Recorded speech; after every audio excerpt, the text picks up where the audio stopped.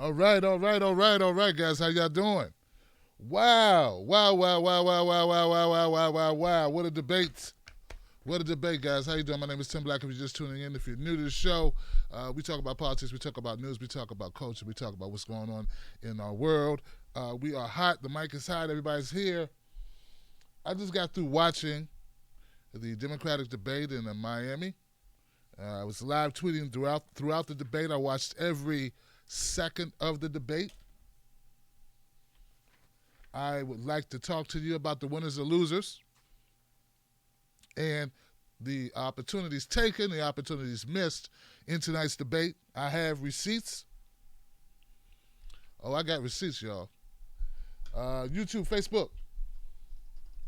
So let's jump right into it, guys. Biggest loser of the night, in my opinion, is John Delaney, former congressman from Maryland, my home state, where I live now. Very disappointing. Well, actually, no. Let me take that back, guys. I don't think it was disappointing at all. It was not disappointing for John Delaney not to do well tonight. In fact, I predicted he would not do well tonight. Make sure our volume is good.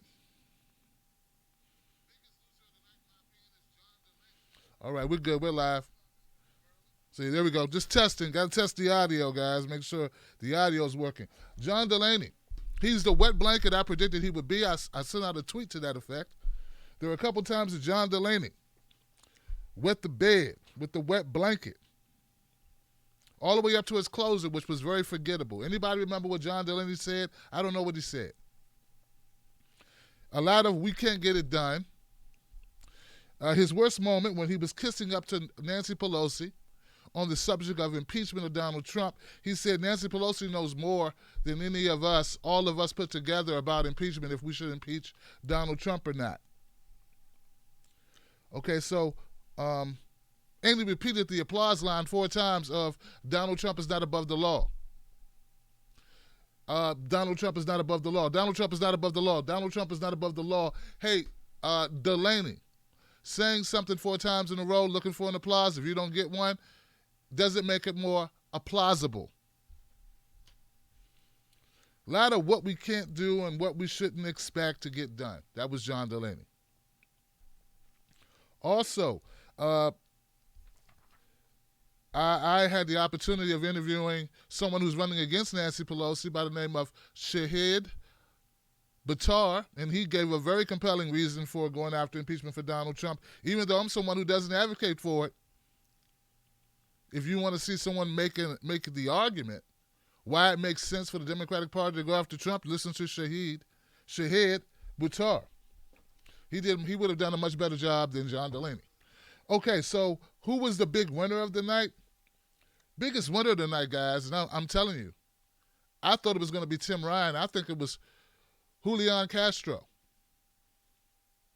I believe Julian Castro came out tonight with a little bump. I think that people, according to something I was reading just after the debates, they said that Julian Castro's name started soaring for searches.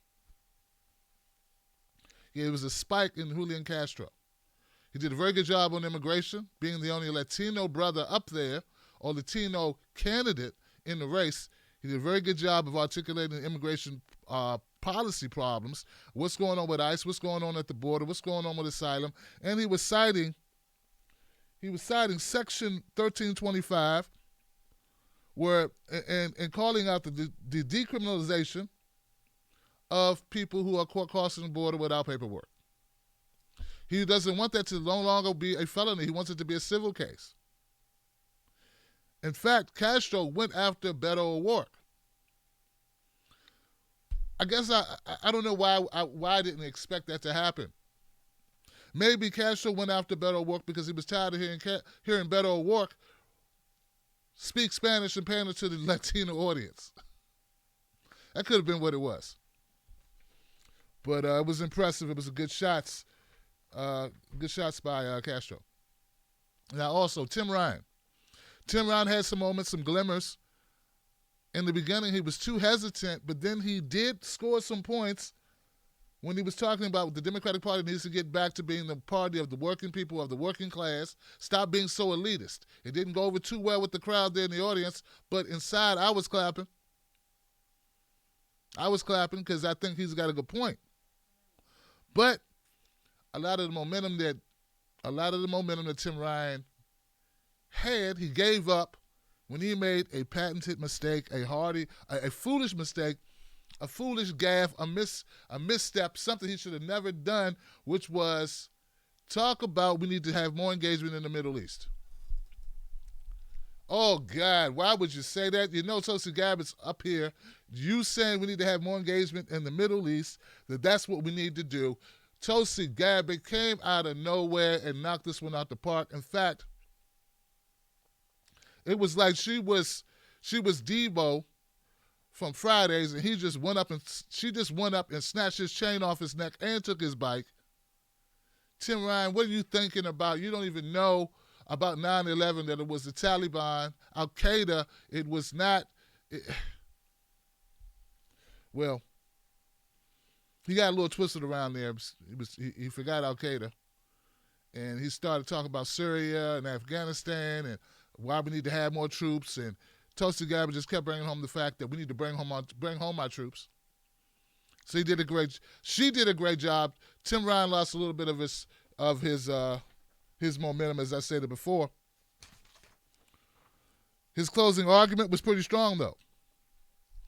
Now, he was talking about division, being divided up, but he took a different tack. He took a tack, something that's close to my heart, is when he talked about working people banding together, working people noticing they're getting screwed by the corporations and big business, noticing they're getting screwed by these wars, band together. Actually, I don't think he brought up wars. I think I just gave him that.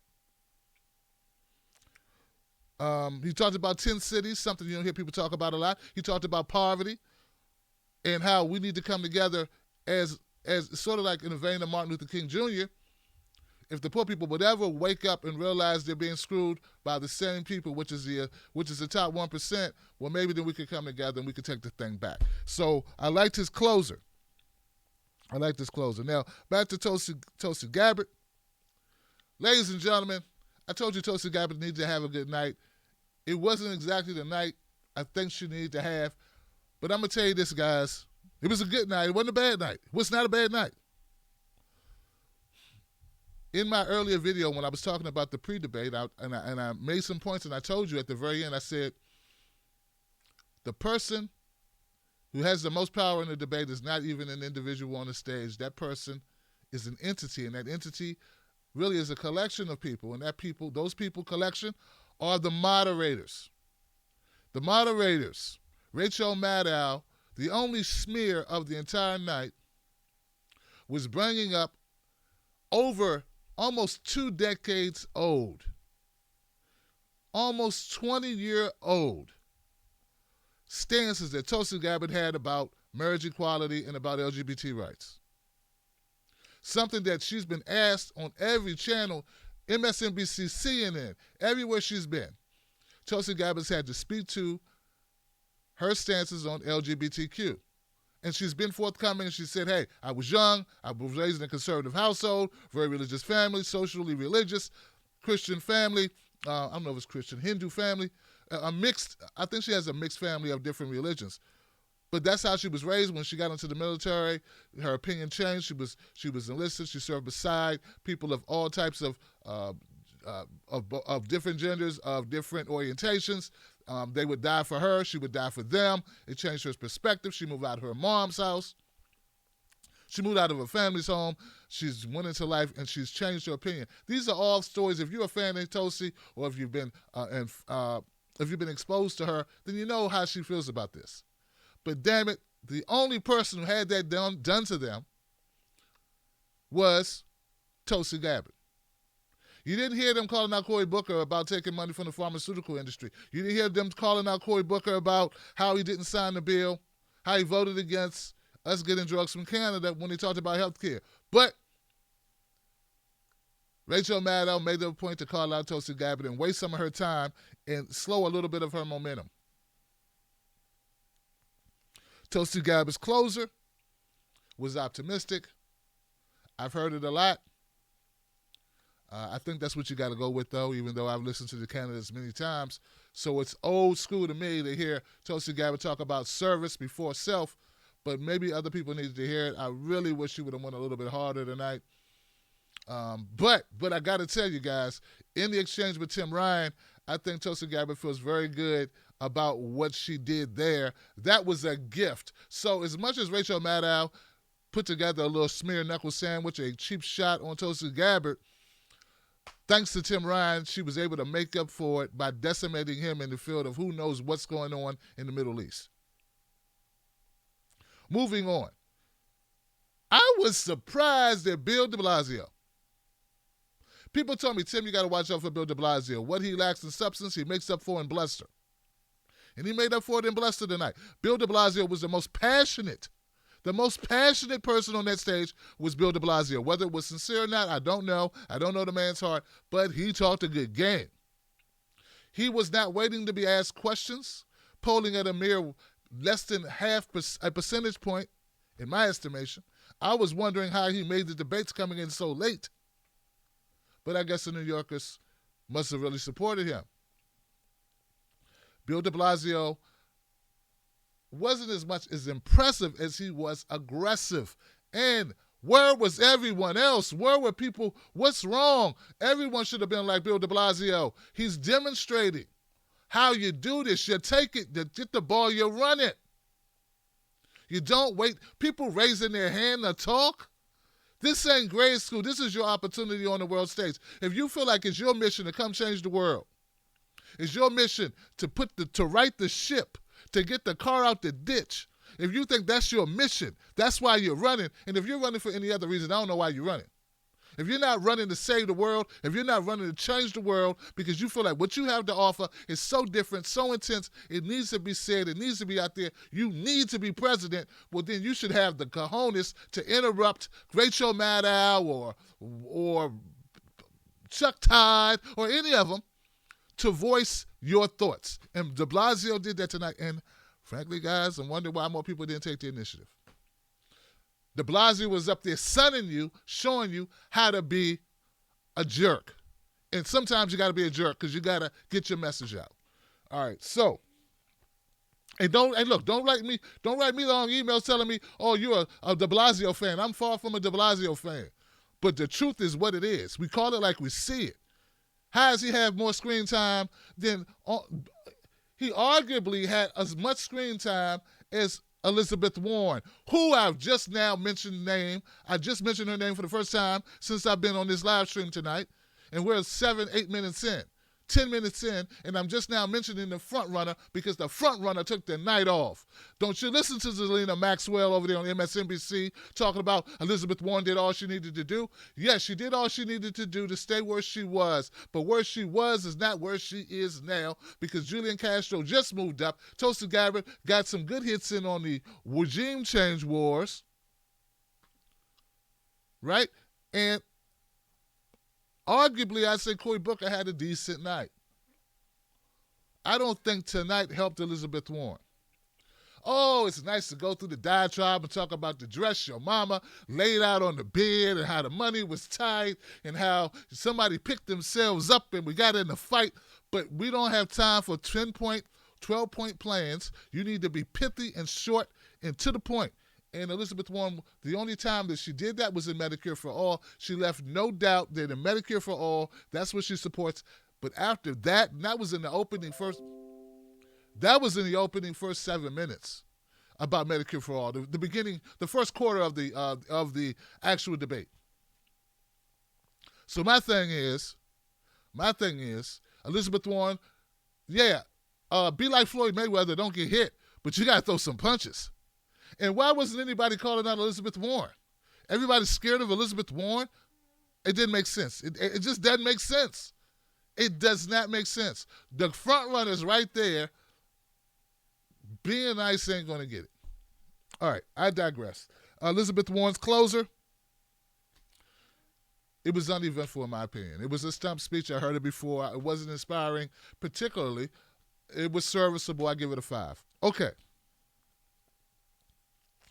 Beto O'Rourke. Hey, look, I'm not going to waste time. Guys, if you were about to write a check for Better Work, I think you'd be better saving your money. Or better yet, send it to Tim Black. Send it to the Tim Black Show. Become a Patreon of the Tim Black Show. You'll do more good helping the Tim Black Show stay on the air, helping us expand what we do, than you will be giving money to Better Work. Because Better Work Show tonight, he ain't ready. I said Beto O'Rourke is not ready. He had everything on the line, in my opinion, more than anyone else. Of course, everybody had something on the line, but I feel that Beto O'Rourke needed to bounce back. He had one point been in double digits. He has fallen to single digits.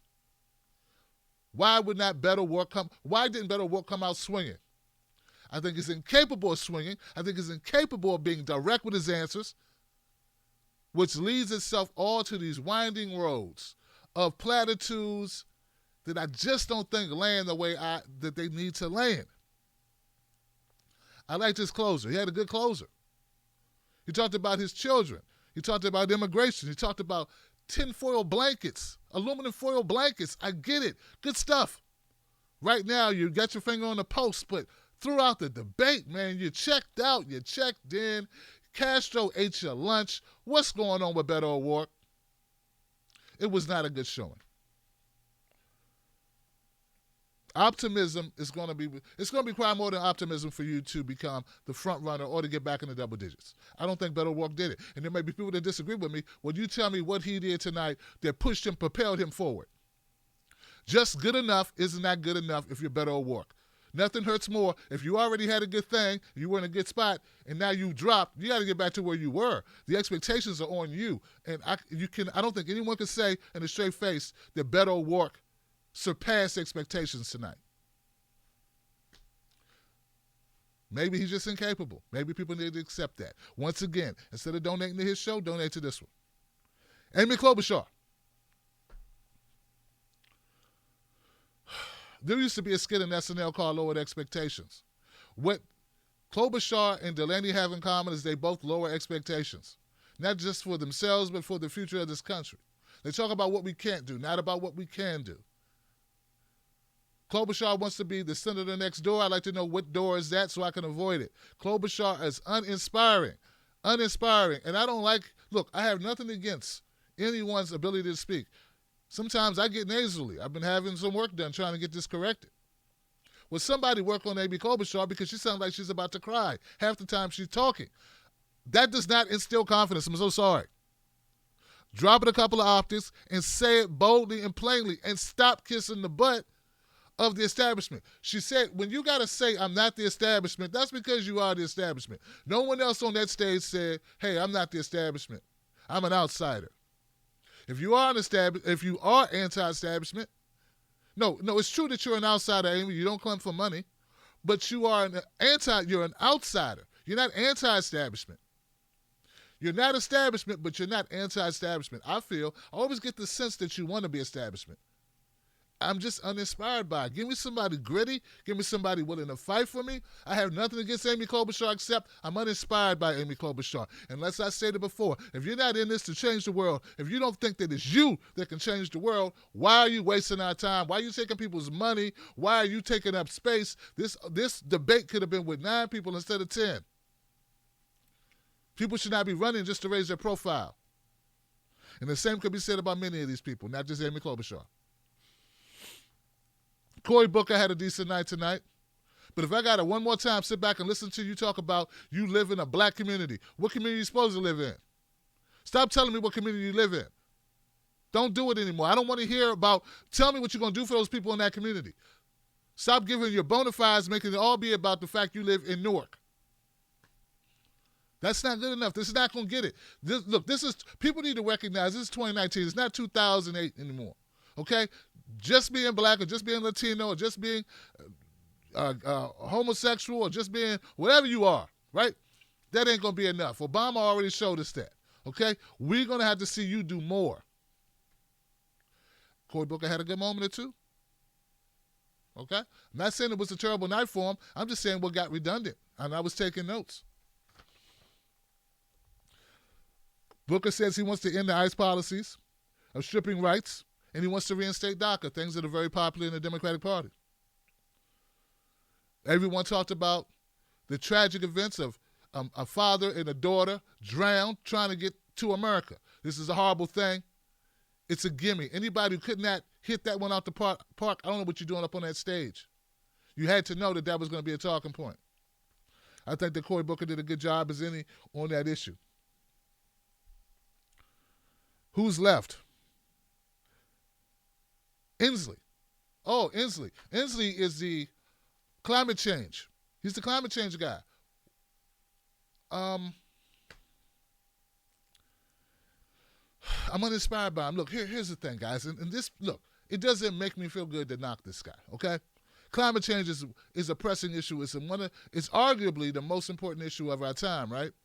No Earth, no life. Doesn't matter.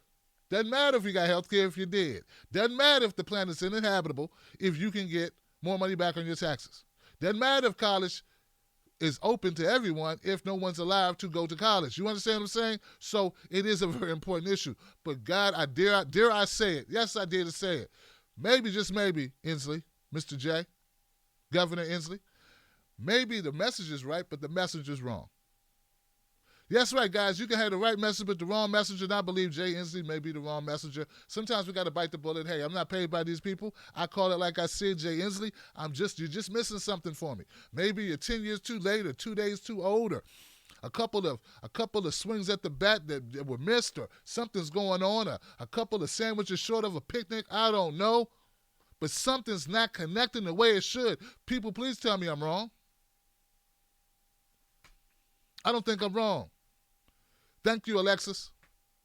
I don't think I'm wrong. I think I'm dead on the money here. I think this is what people would say if they weren't paid by MSNBC and CNN and CBS and NBC and ABC to continue talking points. That they would call it as they see it. So, a lot of people who tune into this, there was one part that I think was worth mentioning about Elizabeth Warren. And look, guys, all of a sudden they say Elizabeth Warren's doing so well in the ratings. I think a lot of that has to do with the media coverage. It has to do with the focus of the media, the narrative that's painted by people like Rachel Maddow, Chuck Todd, and others, okay? Anderson Cooper, all of them, okay? Here's the deal. When asked Elizabeth Warren how she would deal with Mitch McConnell, saying we just need to fight is not enough. What's your strategy to deal with Mitch McConnell? That's what we need to hear you say, Elizabeth Warren. What's your plan? She said, I have a plan for it. And then the plan was, we need to fight. And we need more than just to fight. How are we going to fight Mitch McConnell? We all know that John Delaney's tactic of civility and bipartisanship is not going to work. Mitch McConnell simply and plainly said, when Obama took office, we're going to oppose everything he does. Did that sound like somebody willing to be civil? Does that sound like somebody who's down for bipartisanship? No, it sounds like it's somebody who's down to win. So, yeah. The topic of guns came up. Great topic. No one really had an answer. Does anyone really have an answer for the gun problem? I did like Tim Ryan's approach to gun violence when he talked about mental health. That's something I don't hear much talked about. He had a unique solution for the school shootings. Though, guys, it gets a lot of press, school shootings are not the number one cause of people's death with firearms. The number one cause of death with firearms is suicide. But kudos to Tim Ryan for bringing up mental health, because mental health is an important issue and aspect that we need to look at. Tim Ryan suggested putting a mental health professional in our schools because 78%, according to Tim Ryan, I don't know where his numbers came from, 78% of the school shootings are young people who were the perpetrators, felt isolated, depressed, shut out, bullied, or picked on, and that's why they did it. Or at least it affected why they did it. So I think Tim Ryan had an excellent point of view. I've never heard anyone talk about putting a mental health professional in the school to give the children someone to talk to other than the guidance counselor. We all have guidance counselors. We mostly avoided them. No diss to guidance counselors. But guidance counselors are not mental health professionals, in my opinion. I could be a guidance counselor. What else? I think that's about it. Okay, so let's go down the list of what I saw as closing arguments, guys, because, a lot of people, when you watch a debate like this, the closing argument is very important. The closing statement, right? So this is how I rated them from 10 to 1. One being tops, 10 being the worst. Number 10 was Delaney. Forgettable. I forgot what he said. Forgettable. Bad closer. Ninth place, I don't think I had a ninth place. All the numbers aren't the same, 1 to 10. Okay, 10 being worse. De Blasio, he scored a 5. I thought De Blasio was pretty strong in his closer. He talked about poverty, a $15 minimum wage, and free pre-K, which is something Klobuchar talks about, but he talked about it in a way that actually was a little bit more inspiring. Inslee, once again, he scored an 8. The climate change, I just didn't feel inspired by his climate change rhetoric. Sorry. Ryan, once again, he did a good job. He talked about playing offense. When it comes to dealing with Donald Trump, and it comes with Democrats taking back both the House and the Senate, which he believes is attainable. Gabbard talked about service. She had an optimistic closer. I think Gabbard scored about a 6. I'm going to keep it real with you. But I'm a little biased because I heard it several times, which probably took a little bit of the momentum from it because, honestly, I've heard it 1,000 times.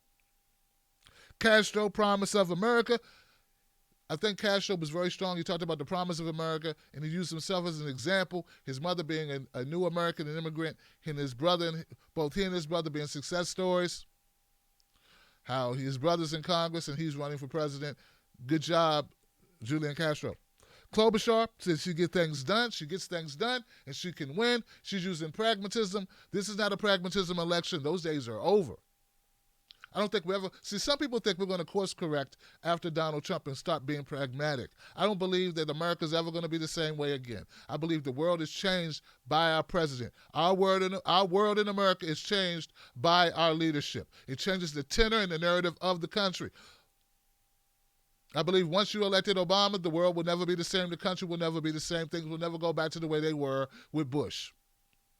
I believe once Donald Trump won the election, the world is forever changed. It will not go back to the days of Trump, back to the days of Obama, or back to the days of Clinton or Bush. So stop hanging your hat on pragmatism and how, I like to get things done. I put my head down. That's not going to get it. Klobuchar, a 7. Remember, 1 would be best. The closer to 10, the worse you did. Booker. He told this same story for several times about his parents, about discrimination, about racial injustice. He talked about this stuff. He talked about his parents' marriage.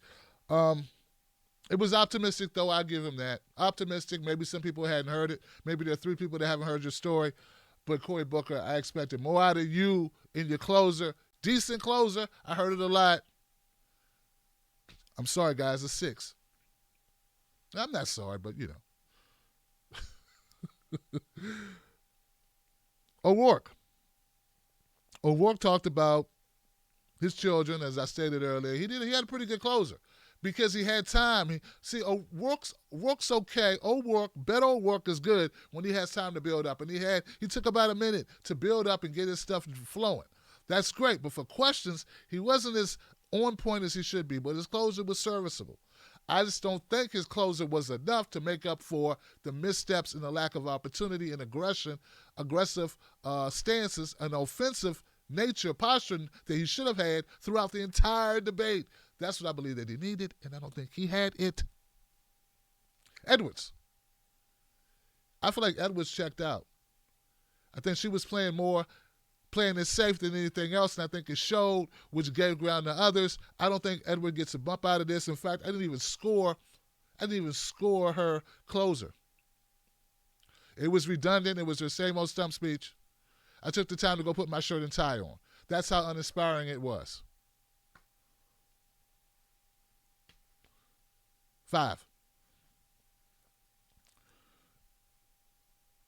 Bill de Blasio had a moment, guys. And I just want to make this clear. Bill de Blasio had a moment when he talked about his father's suicide after coming home from World War II. Never, ever truly rebounding from the war. And I think it struck a chord with a lot of people. I think it worked. I think it's working. I think Bill de Blasio's going to get some type of bump out of this.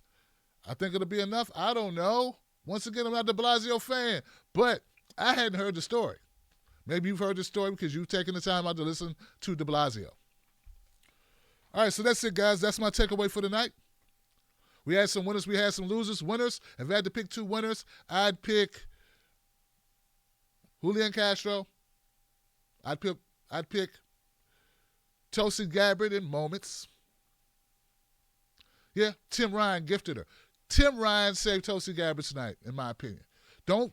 Look, I'm telling you straight. I have never been out to eat with Tulsi Gabbard. We're not buddies. I just admire her work in this campaign for peace. I admire what she's trying to do in that regard. I'm telling you straight. Her night was saved tonight by Tim Ryan.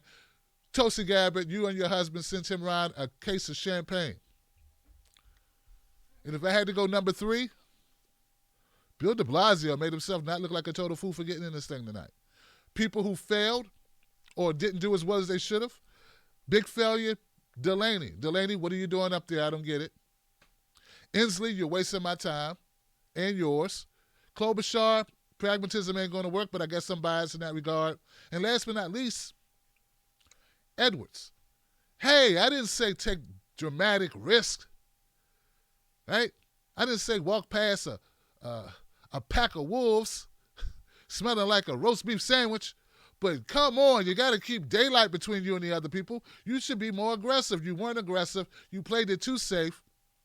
You can't run around the ring all night. And I think it's gonna show on the polls. And if it doesn't, maybe that'll say something about those polls. All right, guys, I'm Tim Black. Hit me up at Real Tim Black. I told you I'd come back, I'd live stream, I'd do a wrap-up, and tomorrow, get ready for more of the same. Tomorrow during the day, I'll have a pre-debate show where I'll talk about what I expect, what my predictions are, what my rants are, and hopes and wishes.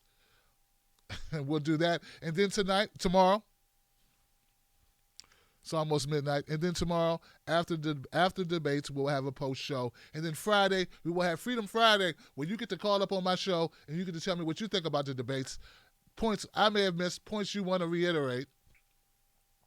And that will live stream on Facebook, on Periscope, on YouTube, on iTunes, and Stitcher Radio and Blog Talk Radio. You'll be 5 places. That's why you're part of the Wolfpack. Become part of the Wolfpack. Wolfpack members get preferential treatment on my phone lines because you help make the phone line be available. That's you. All right, so don't forget, become a member of my Wolfpack. Go to patreon.com, Tim's Take Live. Once again, I'm Real Tim Black. Find me on Facebook. Find me on Twitter. Email me with questions at tim@timblacktv.com. I am here. I do bar mitzvahs, and I do political analysis. Peace.